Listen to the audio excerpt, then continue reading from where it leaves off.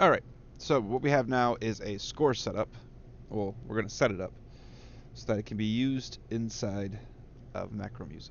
So we got a piece of music here. It's got two pieces. Not doing much though. Looks like a lot of notes got somehow cut from whatever their source was. So we'll just go ahead and export it to MusicXML. This is the web page I used to grab them.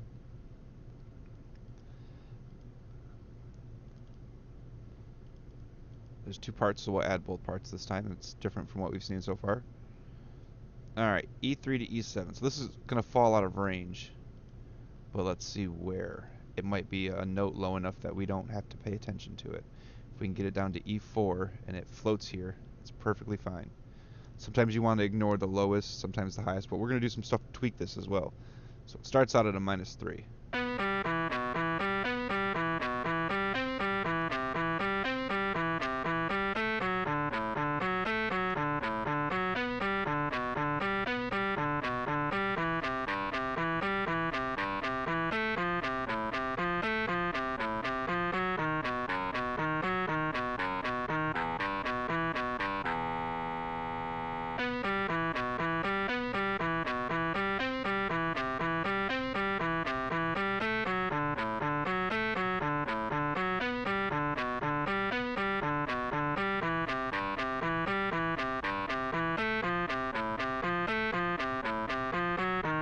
Oh, I know what the weird notes are. It's those last three chords.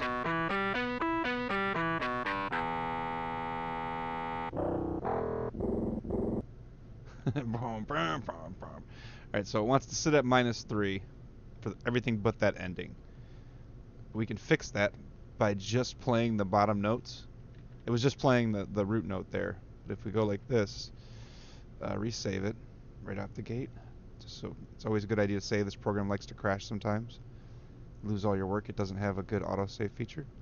We will replace it. Now, we made a change, so the easiest way to do it is just to remove it and add it again. Alright, now you see the ranges are much tighter. We're still off by 1. So let's see where that 1's at. We'll go ahead and start it towards the back.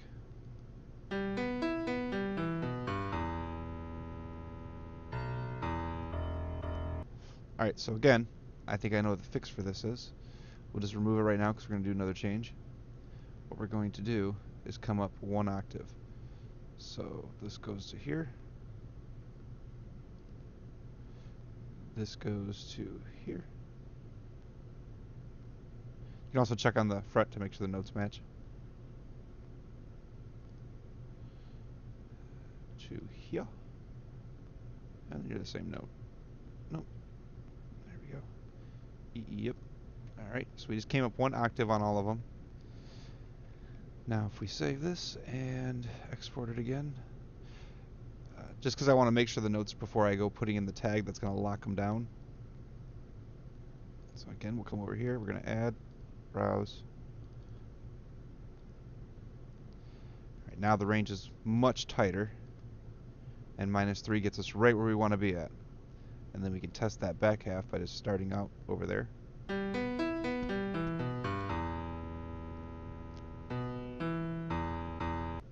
That worked just fine. Okay, so you see now we had to automatically shift it by 3. And that's useful. You can do it that way, but there's a better way. So that you don't ever have to remember to configure it if it ever gets forgotten for whatever reason. Type a capital O, the equal sign, and we want to come down -3.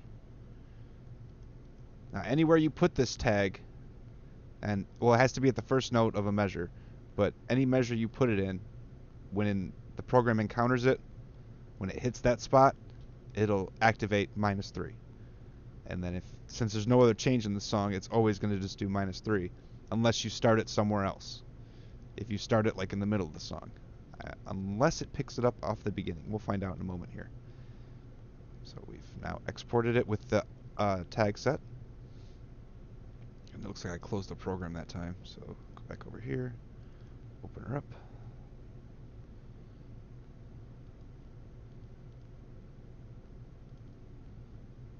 Both tracks. Auto octave mode detected. Now if we pick this here, it's already shifted correctly for us. So even if I start it over here, it'll still sound like it did before.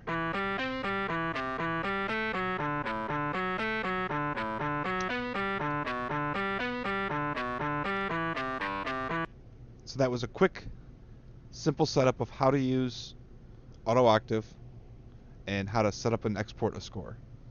Now, if for some chance there was a section that needed 2 shifts, you could easily just, like, if this was the area here, we could go like this and go, if it needed to come down to 2, we can do that. Or if it needed to go up to 1, then we would do that. You don't change it incrementally. So, like, it's not -3 of where it's at now. It's setting the value to -3. So if you set to a 0, it will set the value to 0. If you set it to a 2, it'll set the value to 2. If you set the value to -3, it'll set it to -3. We don't need a tag there, so we can just go ahead and leave it. There's no harm in putting extra tags if they're not changing anything, but also tempo tags work. So if you're going to do tempo changes, let's see, our default tempo is down here, 120. So if we were to go, we'll do it right where it starts over again. If we hit F10 on the first note, the first area here, the first note in the measure, and you go down to tempo, we can, like, for example, go double time. Immediately is the only tag that transfers into MusicXML. It doesn't do rallies or anything like that. Oh, I'm sorry. It doesn't do rallies or anything like that. So let's save that. And then now when we get to that point, it'll ramp up really fast. Well, not really fast, but just twice as fast. So come over here, we'll remove it, add it. And once you have it locked in and you're done, you don't have to worry about doing this ever again. Same thing with these. You don't have to change any of these values. It starts out at a 120.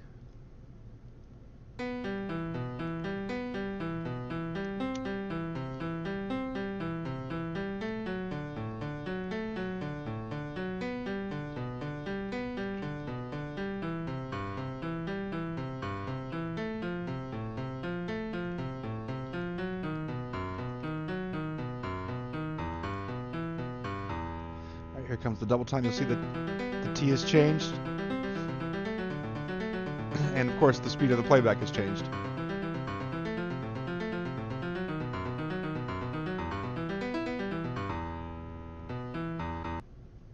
And that's as easy as it is to do those tweaks. And then if we did refresh library, that song is now locked in with all those settings. You can tell that it's been correctly set up when auto octave mode says detected there, as opposed to green sleeves, which has your note information, because you need your note information at this stage. You have no idea where you're supposed to move those notes at.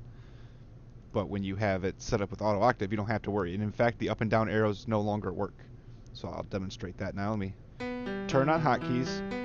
I'm pushing up and down and nothing's changing. Now in contrast, this other piece is not set up correctly.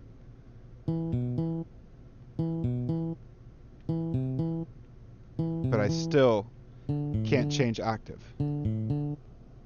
because it's still in the first track's in auto octave mode, so it sets the entire track to be in that mode, even if it's not properly configured.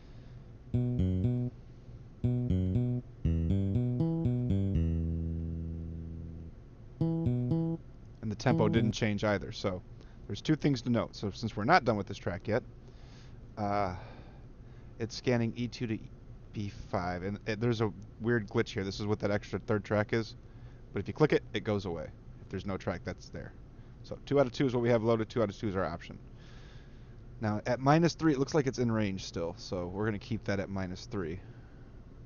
There's just going to be these notes at the end, I think, that are going to be out of range. Or these notes right here. It'll be these ones. So what we'll do is we'll, oh, this is supposed to be a bass, that's why. Usually bass is colored differently. We'll set O to equal -3. Although it shouldn't have to be set. It should be able to be okay at 0. This is a bass. When I wrote the program, I put the wrong note min-maxes based on what I was hearing with my ear, and I was hearing it off by an octave. So we're going to try this and just see what it sounds like real quick. What an octave 0. on the bass sounds like. So we'll go ahead and save that. Remove it. You could add it again, and it would overwrite the file, but it creates two entries. It's a little glitch. Okay, so let's see here if it's... Yeah, it still sounds like it's in range. But we have to fast forward to around bar 37. Wait, 23. It's not 37. We'll go right about here.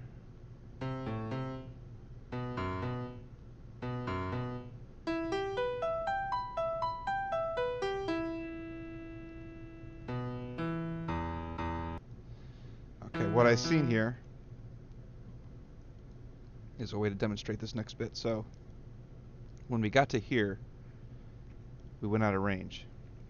So if we come down 1, and then when we're done, we go back up to 0, save that. Now export it.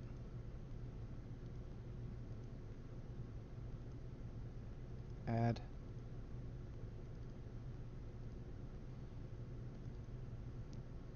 Okay, now we should be good to go.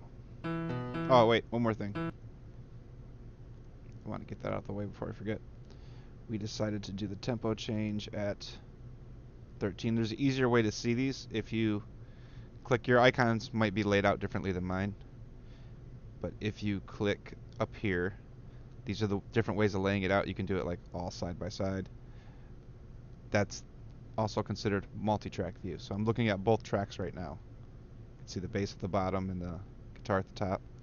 So right here I need to add a F10 tempo 240. I used to check just the top track for a tempo, but if like you move the tracks around, because you can do this, if you move them around it doesn't work anymore. So I just figured just put the tempo on all the tracks you want it, and your octave switches can be wherever you like. Alright, so that looks good now. So we'll go ahead and export. Regular repeats are supported, but not alternate repeats. Alternate repeats work in the new version, which is still in development. So hit this up, hit add, and come over here. And we're going to listen to it out, make sure it's all there.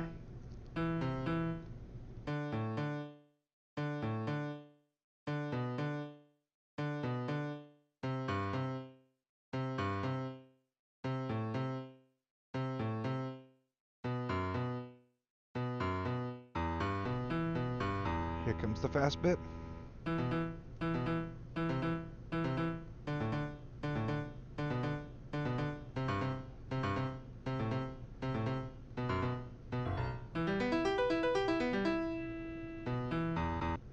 So I did all the changes there. You can even see the tags were there. The values here sometimes change, sometimes they don't. There's a couple of little bugs. That's why I abandoned some of the way this is done, is the way the stuff was intertwined together. It wasn't always meshing right.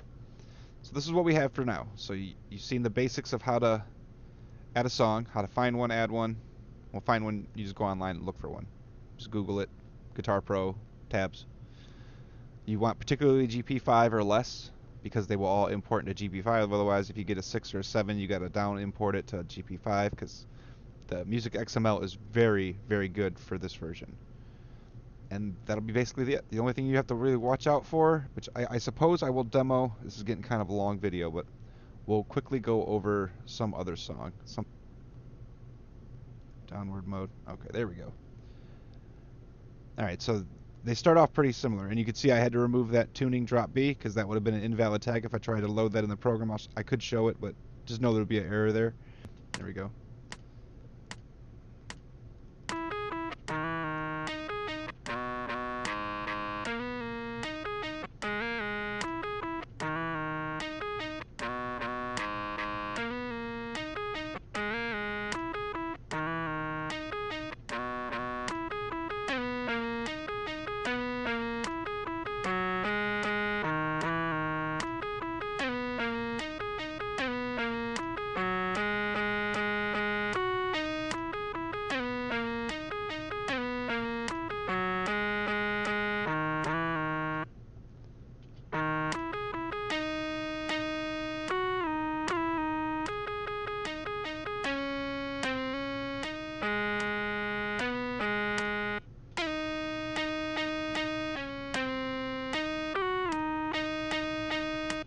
Right, so what I wanted to point out with this in particular was all the stuff that this supports, well, that the program supports. So you got the octave tag that I already explained. You also have these are the slides aren't really supported, but the way that the music is interpreted, it does kind of have at least the hammer on hammer. That's what that big curve is over the top. It's a hammer on hammer off. So it has that feel to it. These little notes to the side that you can't click on, those are grace notes. Those occur by sharing the beat that came before them, so that they cut into the time from before that. The program supports that. Muted notes, it plays the root note of the string. So in this case, it would be an F sharp, is what it's going to play there. Like over here, it'd be a C sharp. That is, yeah, C sharp. What else do we have that's kind of showcases? The repeats, of course. So you can see regular repeats do work. It will repeat it 3 times.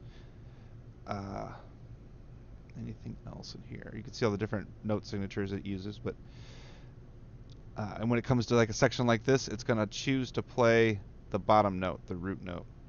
It'll always choose the root note.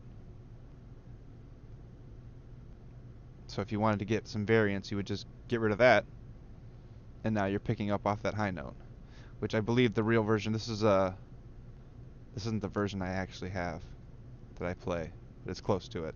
There's just a couple of tweaks I didn't finish doing. I think this was one of the recovery saves. You can see where the octaves change, where it went up too high and then it had to come back down again. So that kind of gives you an idea of what the kind of, just stop the video and pause it if you need to look at anything there. And you can always check out the Discord on the website and hop on in and ask any questions you might have. A lot of the users are pretty friendly, and some are quite good at using their tools, and some are good at using my tools for making songs. Again, MuseScore, you can produce some music with MuseScore, but it's a little bit trickier because their MusicXML interpreter is not great. But this has been a little bit more of a longer, advanced video, kind of just flipping through the different instances of how you tweak something. I'm going to do some edits here and try to cut out some of that dead time. But I guess I can do a quick demo of what this sounds like with everything playing.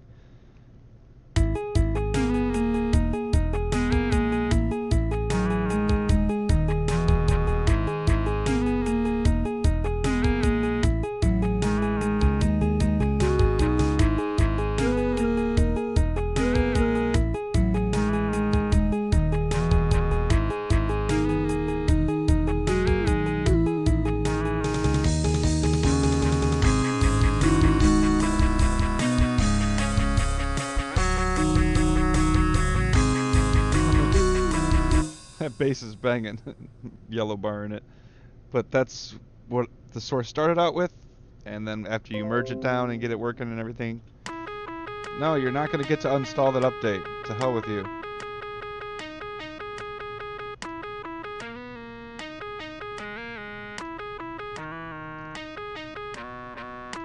Because of how I plan on playing this song, I can only hit one note at a time, so you have to be a little more careful about what you're choosing, but once you get those choices made, it all starts to come together pretty nicely. I'll do a couple more videos, probably going into more in depth about how I do these kind of merges. They're really long videos. I tried to do one before and it was 1 hour and 15 minutes, and I wasn't even finished with the song yet. There's just so much to cover for nuances for how to cherry pick notes. But I guess a lot of this would fall into musical theory, and if you're familiar with musical theory or composing in any way, it's probably second nature to just figure out, okay, on the downbeat we need to carry these notes or this instrument or this track, and cherry pick which ones are important to the musical story you're trying to tell. But there you go. There's a simple kind of walkthrough about all the various little tidbits that you can do to get songs in here. I could show that particular song, what it sounds like in here. Let's see. It's got to be in this folder. Has to be. Let's just do AD. There it is. The XML. Open that up. It is just the one track. It's automatically configured, and we can just go ahead and jump into the song a little bit here. Those stack notes are the grace notes.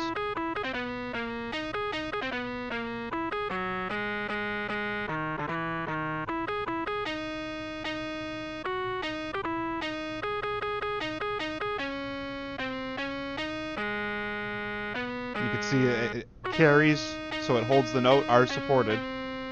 If the note finishes and it's supposed to be tied over, it'll keep carrying it over across measures.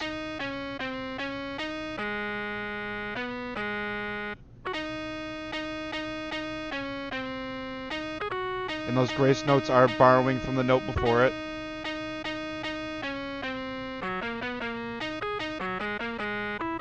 Turn hotkeys on and go ahead and stop it. Now, that'd be a better showcase. In the last video I talked about there's two different kinds of stops. That was a regular spacebar stop. If I hit spacebar again, it'll start at the beginning of the measure.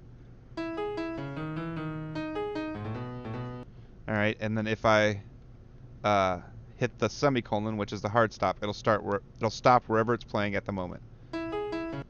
So I just stopped it as soon as it hit that X note there, that muted note. So that's kind of a windy, long video there. I stayed under 30 minutes, so I feel okay with that. But there's a general walkthrough, and I'm going to try to chop this down a little bit and get all the extra stuff out of there. But hopefully this will help you get started with GuitarPro 5 and finding a score. Lastly, actually, I will do, since I got some time and I can cut it down anyways, I will show the best place to find GuitarPro songs. So I was looking for arpeggios to feature in the video just because they always sound good. Any song with arpeggios will sound good. But you could find pretty much everything, and then what you do is you do a search, you come here and you go to GuitarPro. It will show you results that are GuitarPro. You can't use Pro, but you can use GuitarPro. So we'll just pick one like something over here. Here we go. Now as long as it's GP5 or less, GuitarPro 5 will open it. If it just says GP, that's GP7, you can't do it. GPX, that's GP6, you can't do it. GP5 or under, you can do it no problem. Usually if you go to the last version, it'll be an X, but not in this case. And you can always just check the view, you can check the ratings, you can preview it.